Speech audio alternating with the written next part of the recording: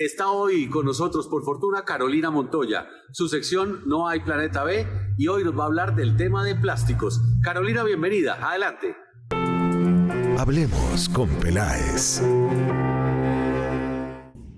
Jorge, ¿qué tal? Es un gusto saludarte. Esto es No hay Planeta B y efectivamente, aquí hablamos de sostenibilidad, sobre todo de sostenibilidad empresarial, pero este es un tema que nos concierne a todos, tanto al sector empresarial como a los gobiernos y por supuesto a los individuos. Y bien, recientemente en Colombia comenzó esta prohibición de los plásticos de un solo uso, que si bien es una medida necesaria, un camino que además ya han recorrido muchísimos otros países en el mundo y que tal vez de algún modo estábamos en deuda aquí en Colombia por empezar a implementar este tipo de medidas, pues parece, en opinión de muchos expertos, que se necesitaba más tiempo para poder implementar la medida, sobre todo también más pedagogía, tal vez más educación para los ciudadanos, para que supiéramos qué hacer, qué es lo que no íbamos a tener y con qué lo podíamos reemplazar.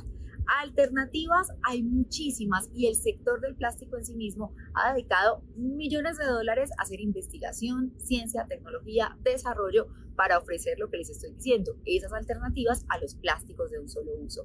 Es además un sector que no podemos satanizar como a ningún otro, diría yo, la verdad. Y es que este sector, a cifras de 2022, generaba 250.000 empleos directos en el país e ingresos justos y dignos para al menos 60.000 recicladores. Estamos hablando además de más de 1 billón de pesos en impuestos que paga el sector de los plásticos en Colombia cada año.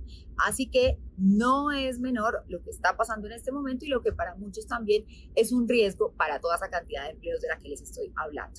Así que quisimos escuchar al gremio de Acoplásticos, al presidente de Acoplásticos que está representando pues a todas estas entidades, organizaciones que hoy desarrollan este tipo de economía para que nos cuente qué es lo que dinamiza el plástico en el país, por qué es importante no satanizarlo y bueno, qué opinan de la medida.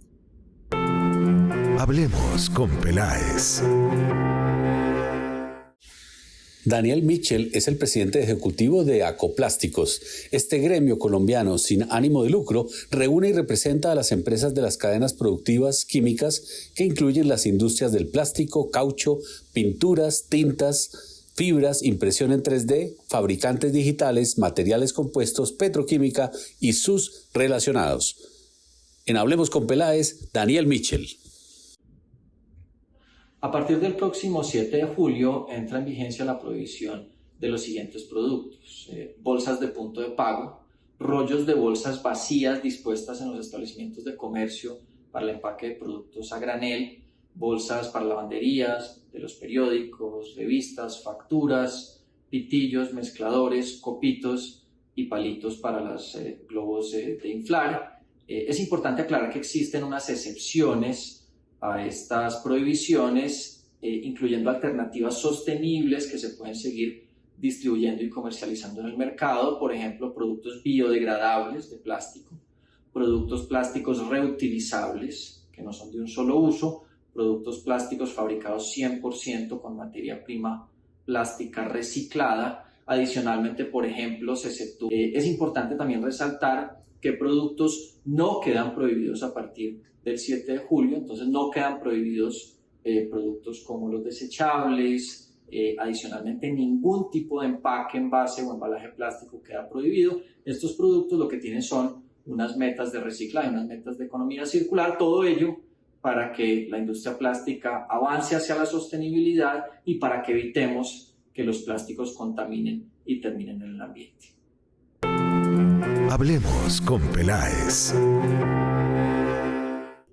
Y para nosotros, para los consumidores que tenemos algunas confusiones con esto que está pasando. Mire, los que se acaban en primer lugar son los plásticos de un solo uso. Todo aquello que compramos, usamos en ese instante, por ejemplo, un pitillo para tomarnos un jugo y que inmediatamente tenemos que desechar.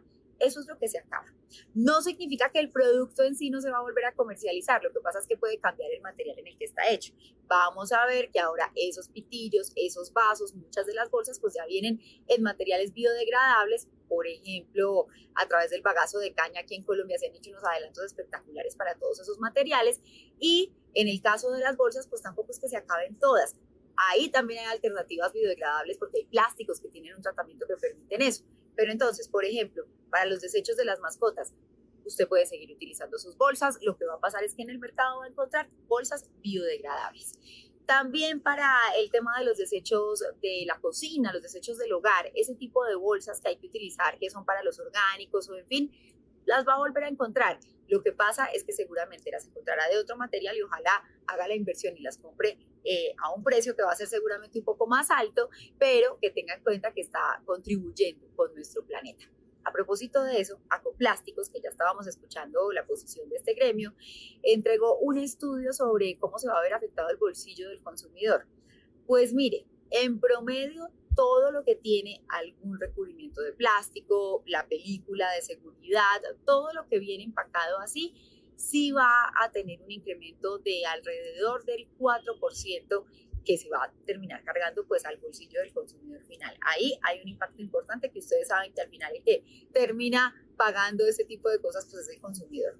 Por un lado sí el llamado a la conciencia, por otro lado el llamado entonces a ser un consumidor más informado. Siempre, insisto, hay alternativas en el mercado, así que hay que ir con ese ojo de buen cubero, como decimos los colombianos, y comprar entonces esos productos que ya han hecho una transición, que te ofrecen esas envolturas en cartón o en cualquier otro tipo de material.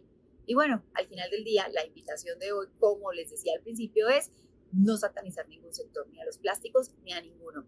Todos son susceptibles de hacer cambios, transformaciones energéticas o de las que haya lugar a hacerlas para convertirse en sectores más sostenibles. Seguiremos hablando de sostenibilidad en Hablemos con Peláez. Nos vemos después.